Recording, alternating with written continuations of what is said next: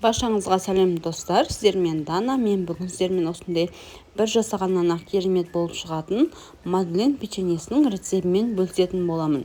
Сіздер де видеоны соңына дейін қарап, менімен бірге дайындап көріңіздер.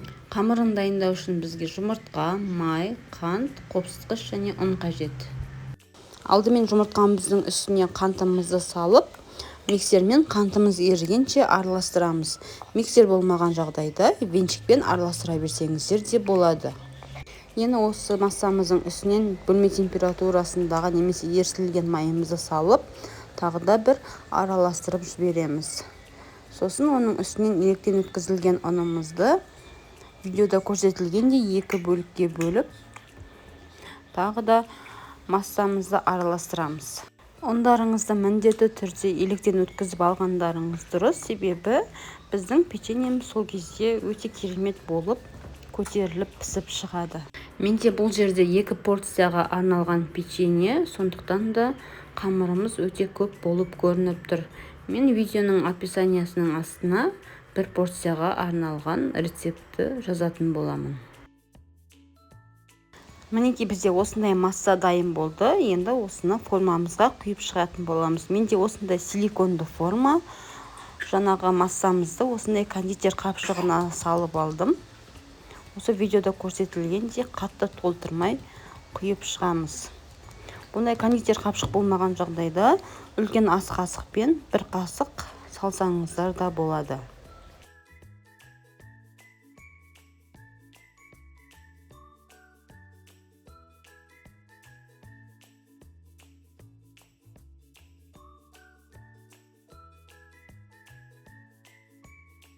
Міне енді осы печеньемізді қызып тұрған 180 градус пеште 20 минут пісіріп аламыз.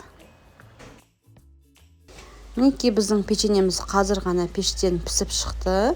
Көріп тұрғандарыңыздай формасына жабыспай өте керемет болып алынып жатыр. Барлық печеньемізді формасынан түсіріп, суытуға қойып қоямыз. Печеньеміз суығанша біз оның бетін сәндейтін шоколадтарды дайындайтын боламыз. Менде осындай 3 түрлі шоколад. Енді осының үстінен ыстық су құйып, ерітіп аламыз шоколадтарымызды. Шоколадтарымыз ерігеннен кейін жаңағы формамызды тазалап алып, осы видеода көрсетілгендей үстінен шоколадтарымызды құйып аламыз. Мен жаңа айтып өткендей 3 түрлі шоколад қолдандым. Сіздер өз қалауларыңыз бойынша кез келген түсте шоколадтармен жасай берсеңіздер болады.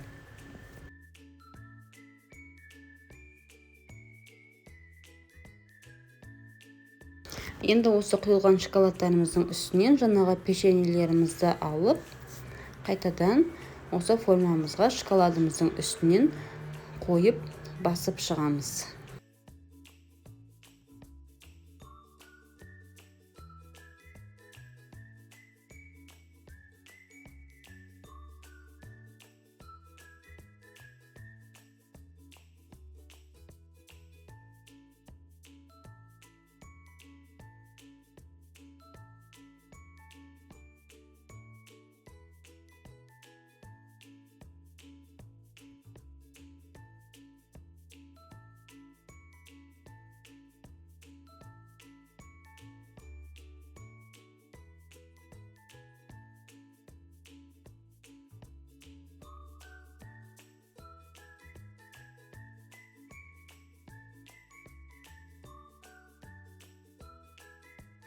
Печеньеларымызды осылай шоколадқа батырып болғаннан кейін морозильникте 15-20 минут шоколадты қатқанша ұстаймыз.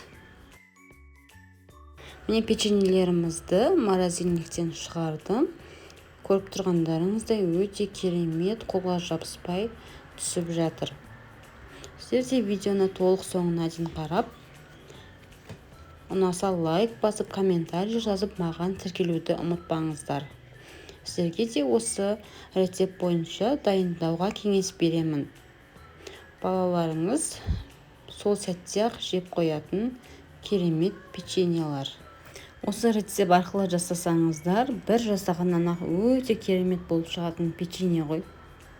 Мен жаңа басында айтып өткендей, бір рецепті 2-ге көбейтіп жасадым. Сондықтан да менде көп болып шықты. осы 2 есе көбейтіп жасаған рецептімнен 68 штук печенье шықты. Печеньелеріңіздің бетін осылай өз қалауларыңыз бойынша 2 шоколадты немесе 3 шоколадты біріктіріп, осылай әртүрлі түс құрауларыңызға да болады.